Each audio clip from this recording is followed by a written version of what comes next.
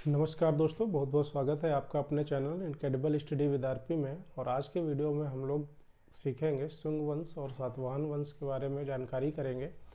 कर्ण वंश के बारे में भी थोड़ी सी जानकारी करेंगे और इसमें हम लोग मेनली वही पॉइंट्स डिस्कस करेंगे जो हमारे एग्जाम्स के लिए बहुत इंपॉर्टेंट है।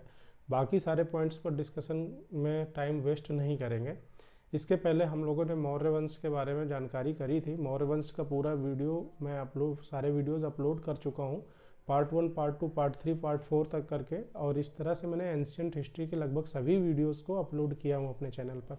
अगर आपने नहीं देखे तो जाकर प्लेलिस्ट पर देख लीजिए, ताकि आपको यहाँ से जो कंसीडर करने में और थोड़ा सा आसानी होगी। तो चलिए बिना समय बर्बाद किए हुए स्टार्ट करते हैं। आज हम लोग दोस्तों देखेंगे कि ब्राह्मण साम्राज्य, या इसको मेनली हम लोग ब्राह्मण साम्राज्य के बारे में ही थोड़ा कंसीडर करेंगे। क्योंकि ऐसा इसलिए क्योंकि आपने देखा था कि जब हम लोगों ने देखा था कि मौर्य वंश का जो अंतिम रूलर था दोस्तों कौन था। मौर्य वंश का अंतिम जो शासक था वो दोस्तों बृहदत्त था। बृहदत्त की जो है हत्या कौन कर देता है, ठीक है, बृहदत्त की हत्या कर देता है दोस्तों पुष्यमित्र शुंग। पुष्यमित्र शुंग जो है आपका मौर्य वंश में बृहदत्त का सेनापति रहता है और उसकी हत्या कर देता है, जिसके बाद जो है शुंग वंश की स्थापना होती है। तो चलिए देखते हैं इसमें शुंग वंश का संस्थापक दोस्तों माना जाता है पुष्यमित्र शुंग को, ठीक है। और ये पुष्यमित्र शुंग जो है दोस्तों ये आपका ब्राह्मण था, ठीक है। और इसने जो दोस्तों जो राजधानी बनाई थी, विदिशा को राजधानी बनाया था। तो पुष्यमित्र शुंग ने राजधानी किसको बनाया था, तो विदिशा को राजधानी बनाया था। एक चीज और यहाँ पर जान लेते हैं दोस्तों कि जो पुष्यमित्र था और जो मिनांडर था, मिनांडर एक इंडो यूनानी शासक था दोस्तों। और पुष्यमित्र और मिनांडर के बीच में एक युद्ध होता है, जिसमें से दोस्तों पुष्यमित्र जीत जाता है। यानी पुष्यमित्र ने इंडो यूनानी शासक को अर्थात मिनांडर को हरा दिया था। और एक चीज की जानकारी हमें यहाँ पर यह भी मिलती है कि पुष्यमित्र शुंग ने दोस्तों 2 बार जो है अश्वमेध यज्ञ किए थे। तो ये पेपर में पूछा जाता है कि 2 बार अश्वमेध यज्ञ किए थे, या आपसे असर्शन में दे देगा, और असर्शन और रीजन में यानी कथन और कारण में दे देगा कि क्या पुष्यमित्र शुंग ने 2 बार अश्वमेध यज्ञ किया था। तो आप ध्यान रखिएगा कि हाँ, पुष्यमित्र शुंग ने 2 बार जो है आपका अश्वमेध यज्ञ किया था, ठीक। इसके बाद दोस्तों ध्यान दीजिएगा, पतंजलि ने इनके लिए यज्ञ कराए। पतंजलि, आपको पता होगा कि योग के जो प्रतिपादक हैं वो महर्षि पतंजलि को माना जाता है, ठीक। तो पतंजलि ने इनके लिए, यानी इनके लिए का मतलब क्या हुआ, पुष्यमित्र शुंग के लिए यज्ञ करवाए थे, ठीक है। इस चीज की भी जानकारी हमें शुंग वंश में मिलती है। और साथ में देखेंगे कि भरहुत स्तूप का निर्माण किसने कराया था। तो शुंग वंश के संस्थापक पुष्यमित्र शुंग ने दोस्तों भरहुत स्तूप का निर्माण कराया था। और भरहुत स्तूप का निर्माण ये एक इम्पॉर्टेंट पॉइंट रहेगा आपका, क्योंकि ये एग्जाम में पूछा जाता है कि भरहुत स्तूप का निर्माण किसने कराया था। तो दोस्तों पुष्यमित्र शुंग ने कराया था, ठीक है। अब बात करते हैं कि शुंग वंश का अंतिम शासक कौन था। इसमें हमें बहुत ज़्यादा चीज़ें नहीं याद रखनी है। संस्थापक कौन था और मेन पॉइंट कौन कौन से हो सकते हैं, उस संस्थापक से संबंधित व्यक्ति के बारे में या और जो भी शासक थे उनसे संबंधित चीज़ों के बारे में, उनसे संबंधित रूलर्स के बारे में जो जो इम्पोर्टेंट पॉइंट्स हो सकते हैं, हम यहाँ पर उन्हीं चीज़ों को डिस्कशन करेंगे। जो अंतिम शासक यानी लास्ट रूलर रहता है दोस्तों वो देवभूति रहता है, ठीक है। अब बात करें कि अब देखिए, इन्होंने पुष्यमित्र शुंग ने भी बृहदत्त यानी मौर्य वंश का जो अंतिम शासक था उसकी हत्या करी थी। और सेम वही चीज़ यहाँ पर भी होती है कि जो अंतिम शासक रहता है, शुंग वंश का जो अंतिम शासक रहता है वो रहता है देवभूति। और देवभूति की दोस्तों हत्या कर दी जाती है। और उसकी हत्या कौन करता है, हत्या इनकी वासुदेव द्वारा की जाती है। और वासुदेव जो है शुंग वंश के अंतिम शासक अर्थात देवभूति की हत्या करके आपका कर्ण वंश की स्थापना करता है, ठीक है। इसके बाद देख लेते हैं, एवं मगध की गद्दी पर बैठ जाता है कौन, वासुदेव। कर्ण की गद्दी, वासुदेव जो है मगध की गद्दी पर बैठ जाता है और कर्ण वंश की दोस्तों स्थापना करता है। तो पॉइंट्स आपको ये याद रखना है। पहली चीज, शुंग वंश की स्थापना किसने की थी, तो शुंग वंश की स्थापना दोस्तों पुष्यमित्र शुंग ने की थी, ठीक है। पुष्यमित्र शुंग कौन था? तो ये मौर्य वंश का जो अंतिम शासक था, लास्ट रूलर था बृहदत्त, उसका सेनापति था।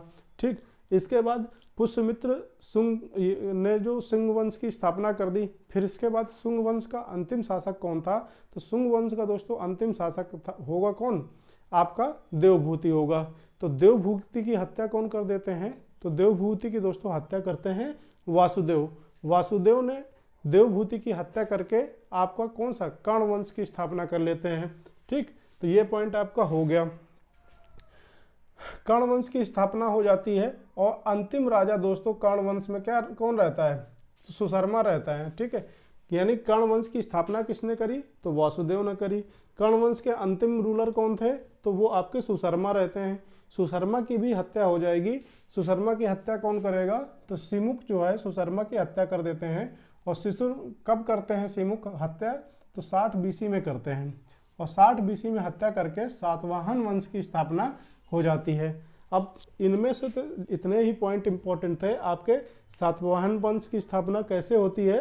तो जो कर्ण वंश रहता है, कर्ण वंश के जो अंतिम रूलर रहते हैं देवभूति, देवभूति की हत्या कर लेता है सिमुक और सातवाहन वंश की स्थापना कर देता है। तो इतने पॉइंट आपको क्लियर हो गए होंगे। एक बार चलिए फिर से याद कर लीजिए। पुष्यमित्र शुंग ने किस वंश की स्थापना करी थी? तो आपकी शुंग वंश की स्थापना करी थी। या शुंग वंश की स्थापना किसने करी थी? शुंग वंश का फाउंडर कौन था? तो आपका पुष्यमित्र हो जाएगा। शुंग वंश का अंतिम रूलर कौन था? लास्ट रूलर कौन था? तो वो आपका देवभूति हो जाएगा। देवभूति की हत्या किसने करी थी? तो देवभूति की हत्या करी थी वासुदेव ने। वासुदेव ने देवभूति की हत्या करके किस वंश के नींव डाली थी? तो वो दोस्तों हो जाएगा कर्ण वंश की नींव डाली थी। अब कर्ण वंश की अगर आपसे पूछा जाए कर्ण वंश का फाउंडर कौन था, यानी कर्ण वंश के संस्थापक कौन थे, तो कर्ण वंश के संस्थापक कौन हो जाएंगे? वासुदेव हो जाएंगे। अब बात करते हैं कि कर्ण वंश का अंतिम रूलर कौन था, लास्ट रूलर कौन था, अंतिम शासक कौन था? तो वो आपका हो जाएगा कौन? कर्ण वंश के अंतिम रूलर आपके हो जाएंगे, यहाँ पे आप देखिए सिमुक, सॉरी सुशर्मा। तो सुशर्मा अंश के अंतिम रूलर हो जाएंगे और सुशर्मा की जो हत्या होती है वो सिमुक के द्वारा हो जाती है। और सिमुक जो है 60 BC में उनकी हत्या करके सातवाहन वंश की स्थापना करते हैं। तो चलिए इसके आगे सातवाहन वंश के बारे में जानकारी करते हैं। अब देखिए सातवाहन वंश जो है इसका दूसरा नाम दोस्तों आंध्र सातवाहन वंश भी कहते हैं। सातवाहन वंश को हम लोग आंध्र सातवाहन वंश भी कहते हैं। ठीक है, स्थापना किसने करी? सिमुक ने करी। 60 BC में जब अंतिम रूलर कर्ण वंश के अंतिम रूलर जो होते हैं, लास्ट रूलर होते हैं, सुशर्मा की हत्या करके ये जो है स्थापना करते हैं। राजधानी सातवाहनों ने अपनी राजधानी कौन सी बनाई थी? तो इन्होंने कैपिटल अपनी प्रतिष्ठान बनाई थी। प्रतिष्ठान दोस्तों कहाँ पर पड़ता है? प्रतिष्ठान आपका महाराष्ट्र में पड़ता है। और महाराष्ट्र में अगर और अंदर देखेंगे तो आपका औरंगाबाद डिस्ट्रिक्ट पड़ता है। गोदावरी की नदी के किनारे जो है, तो वहाँ पे जो है आपका ये प्रतिष्ठान नामक जगह थी जिसको इन्होंने अपनी राजधानी बनाई थी। चलिए, गोदावरी नदी के किनारे महाराष्ट्र औरंगाबाद जिला में जो है इन्होंने अपनी राजधानी प्रतिष्ठान बनाई थी। इसके बाद दोस्तों बात करते हैं कि प्रमुख शासक कौन थे। तो सिमुक सातकर्णी, गौतमी पुत्र सातकर्णी, वशिष्ठी पुत्र पुलमावी, यज्ञश्री सातकर्णी। तो ध्यान दीजिएगा, सिमुक सातकर्णी, गौतमी पुत्र सातकर्णी, वशिष्ठी पुत्र पुलमावी, यज्ञश्री सातकर्णी। अब इसमें मैं आपको बता दूं कि जो इसमें ये जो गौतमी पुत्र है, तो गौतमी इनकी दोस्तों माता का नाम है। यहाँ पे वशिष्ठी पुत्र देख रहे हो, तो वशिष्ठी इनकी माता का नाम है। एक्चुअली में ऐसा था कि सातवाहन वंश में ये लोग काफ़ी ज़्यादा अपनी माता को बहुत ज़्यादा महत्व देते थे और ये इसीलिए अपने नाम के आगे अपनी माँ का नाम उपयोग करते थे। ठीक है, तो ये चीज़ हो गई आपकी। तो इनके रूलर मैंने प्रमुख रूलर जैसे कि आपका गौतमी पुत्र सातकर्णी हो गया, वशिष्ठी पुत्र हो गया, पुलमावी हो गया, यज्ञश्री सातकर्णी, सिमुक सातकर्णी। अच्छा, एक चीज़ और ध्यान दीजिएगा, जो सातकर्णी था दोस्तों, तो उसने दोस्तों दो अश्वमेध यज्ञ कराए थे और साथ ही एक राजसूय यज्ञ कराया था। तो इस चीज़ की जानकारी आपको कैसे मिलती है? ये कि दो अश्वमेध, या प्रश्न आपसे ऐसे पूछा जाएगा, दो अश्वमेध यज्ञ एक राजसूय यज्ञ किसने करवाया था? तो सातकर्णी ने करवाया था दोस्तों, ठीक है। और इसके ऊपर हमने देखा था कि संस्थापक जो शुंग वंश का संस्थापक था पुष्यमित्र शुंग, उसने जो है 2 अश्वमेध यज्ञ कराए थे। तो अब दोनों में से आप थोड़ा कंफ्यूज हो सकते हैं कि इन्होंने भी 2 बार अश्वमेध यज्ञ कराया था और इन्होंने भी 2 बार अश्वमेध कराया था। और कंफ्यूजन क्या, दोनों ने 2-2 बार कराया था, तो कोई कंफ्यूजन वाली बात ही नहीं है। तो यहाँ पर आप देखेंगे कि इन्होंने एक राजसूय यज्ञ भी कराया था, ठीक है। अश्वमेध यज्ञ के बारे में आप जानते ही हैं कि जिसमें एक घोड़ा छोड़ दिया जाता था, अगर उस घोड़े को कोई पकड़ता था तो उनको इनसे लड़ाई करनी पड़ती थी, ठीक है। इसके बाद दोस्तों सातवाहन वंश में हम लोग देखते हैं कि प्रसिद्ध साहित्यकार कौन थे। तो प्रसिद्ध साहित्यकार दोस्तों सातवाहन वंश में आपको देखने को मिलेगा हाल की जो कृति है, यानी इन्होंने जो बुक लिखी है, तो इन्होंने गाथा सप्तशती नामक एक बुक लिखी है। किसने लिखी है? हाल ने लिखी है। तो गाथा सप्तशती किसने लिखी है? तो आपके हाल ने लिखी है। और गाथा सप्तशती आपकी किताब का नाम है दोस्तों, ये एक किताब है, ठीक है, ये बुक है, ठीक। इसके बाद ये गुडाड्ड एक राइटर थे, उन्होंने लिखा है, राइटर क्या, ये साहित्यकार थे, ठीक है। तो इन्होंने बृहद कथा लिखी है। तो गुडाड्ड ने क्या लिखा है? बृहद कथा। तो हाल ने गाथा सप्तशती और गुडाड्ड ने जो है बृहद कथा की रचना की थी, ठीक है। अगले पॉइंट की दोस्तों बात करते हैं। सिक्के इन्होंने कौन कौन से चलाए थे? तो चांदी के, तांबे के, शीशे के, पोर्टिन के, कांसे के इन्होंने सिक्के चलाए थे। अब देखिएगा, इस चीज़ में ध्यान दीजिएगा कि इन्होंने चांदी के भी सिक्के चलाए थे, तांबे के भी चलाए थे आपके, और शीशे के चलाए थे। सर्वाधिक जो सबसे ज़्यादा दोस्तों सिक्के इन्होंने चलाए थे वो इन्होंने चलाया था शीशा के। और जो ये जिस शीशे का निर्माण, जिस शीशे से ये सिक्के बनाते थे, ठीक है, सिक्कों का अध्ययन क्या कहलाता है दोस्तों? न्यूमिस्मेटिक कहलाता है, ठीक है। ये भी एक पॉइंट याद रखिएगा। और ये सिक्के बनाने के लिए जिस मटेरियल का यूज करते थे, उस मटेरियल को ये लोग कहाँ से मंगाते थे? ये रोम से मंगाते थे, ये पॉइंट याद रखिएगा। पोर्टिन के भी सिक्के बनाते थे, ठीक है। पोर्टिन के हो गया, कांसे के हो गया, यानी ये चीज़ें ध्यान दीजिएगा। चांदी के, तांबे के, शीशे के, पोर्टिन के, कांसे के, ठीक है। यानी सोने के सिक्कों का उल्लेख इसमें हमें नहीं देखने को मिलता है, ठीक है। यहीं पे स्टेटमेंट में बना देता है कि सोने के सिक्के का उपयोग करते थे सातवाहन वंश के, लेकिन सर्वाधिक जो है आपके लेड के सिक्के यानी शीशे के सिक्कों का प्रयोग करते थे, ठीक है। ब्राह्मणों को भूमि अनुदान व्यवस्था जो है सबसे पहले सातवाहन वंश के शासकों ने चालू करी थी। और इसका दोस्तों जो प्रमाण है, हमें ये प्रमाण आपका नानाघाट अभिलेख से प्रमाण मिलता है। तो सबसे पहले जो है सातवाहनों ने ब्राह्मणों को भूमि अनुदान की व्यवस्था चालू करी थी, यानी ब्राह्मणों को भूमि अनुदान की व्यवस्था प्रारंभ करने वाले सातवाहन सबसे पहले थे, और इन्होंने ही भूमि अनुदान की व्यवस्था चालू करी थी। और इसका जो उल्लेख मिलता है वो नानाघाट अभिलेख से हमें इसके प्रमाण मिलते हैं कि सबसे पहले ब्राह्मणों को दान देने की व्यवस्था जो है चालू करने वाला अगर कोई था तो वो दोस्तों कौन था? वो थे आपके सातवाहन वंश के शासक।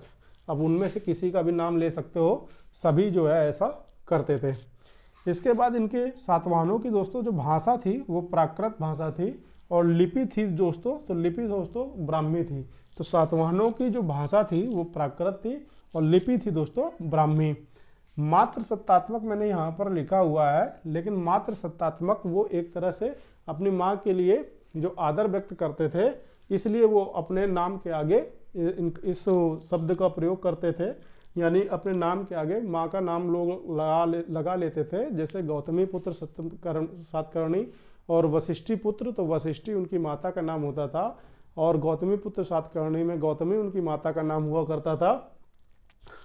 लेकिन जो व्यवस्था थी वो पितृसत्तात्मक ही थी। पितृसत्तात्मक का मतलब अगर कोई राजा का जो बेटा है तो वो बेटा ही आगे रूल करता था, बेटी नहीं रूल करती थी, या माँ जिसको चाहे उसको नहीं बना सकती थी। तो जो व्यवस्था थी वो एक तरह से जो हायरार्की थी उसमें आपका पितृसत्तात्मक व्यवस्था ही हमको देखने को मिलती है, ठीक है। ग्रामीण क्षेत्रों में दोस्तों प्रशासन की व्यवस्था हम लोग देख लें तो ग्रामीण क्षेत्रों में दोस्तों प्रशासन जो होता था गौलमिक नामक व्यक्ति करता था, कौन करता था? गौलमिक करता था। गौलमिक नामक व्यक्ति ना कह के हम इसको कहेंगे कि सैनिक टुकड़ी का एक तरह से ये प्रधान होता था, और ये इसके अंतर्गत जो है ये गौलमिक होता था, इसके अंडर में 9 रथ, 9 हाथी और 25 घोड़े, 45 पैदल सैनिक।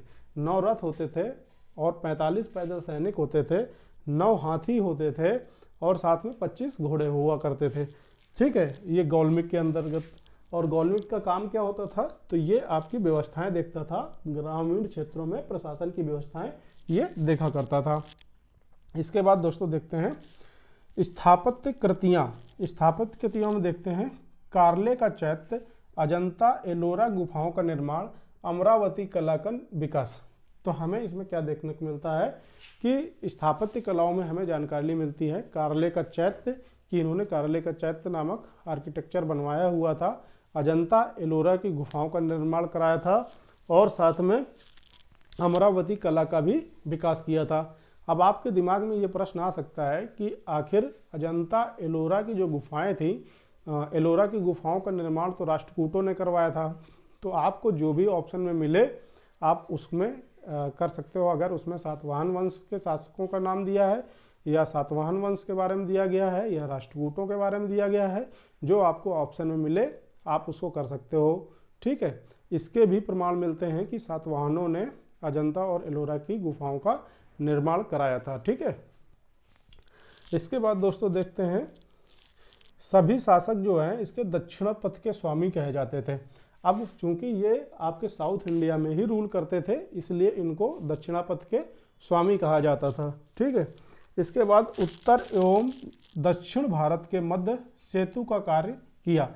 यानी जो आपका सातवाहन वंश था, सातवाहन वंश नॉर्थ इंडिया और आपका साउथ इंडिया, इन दोनों के बीच में आपका एक तरह से ब्रिज का काम किया, सेतु का काम किया, यानी नॉर्थ इंडिया को साउथ इंडिया से कनेक्ट करने का काम किया। ठीक है, अब इसके बाद दोस्तों अगला टॉपिक जो हम लोग कल देखेंगे तो थोड़ा चेदी राजवंश और उसके आगे के बारे में थोड़ा जानकारी करेंगे। यहाँ पे छोटे छोटे टॉपिक ही आपको मिलेंगे, बहुत बड़े टॉपिक नहीं मिलेंगे। जैसे मौर्य एम्पायर बहुत बड़ा टॉपिक था, फिर इसके बाद जब गुप्ता एम्पायर आएगा तो वो काफ़ी बड़ा टॉपिक रहेगा, वहाँ से क्वेश्चन ज़्यादा पूछे जाते हैं। इसमें से जो मेन पॉइंट्स थे मैंने आपको बता दिए। एक बार चलिए फिर से रिकॉल कर लेते हैं कि मौर्य वंश का जो दोस्तों अंतिम शासक था वो आपका बृहदत्त था। बृहदत्त का जो सेनापति था, सेनापति जो था पुष्यमित्र, उसने जो है बृहदत्त की हत्या करके शुंग वंश की स्थापना करी थी। तो शुंग वंश की स्थापना किसने करी? पुष्यमित्र शुंग ने करी। ठीक है, शुंग वंश का अंतिम शासक कौन हो जाएगा? शुंग वंश का मैंने आपको बताया कि अंतिम शासक जो हो जाएगा आपका देवभूति हो जाएगा। और देवभूति की हत्या कौन कर देता है? तो देवभूति की हत्या दोस्तों कर देता है वासुदेव। वासुदेव ने देवभूति की हत्या करके कर्ण वंश की स्थापना कर लेता है। और कर्ण वंश का जो अंतिम शासक हो जाएगा वो सुशर्मा हो जाएगा।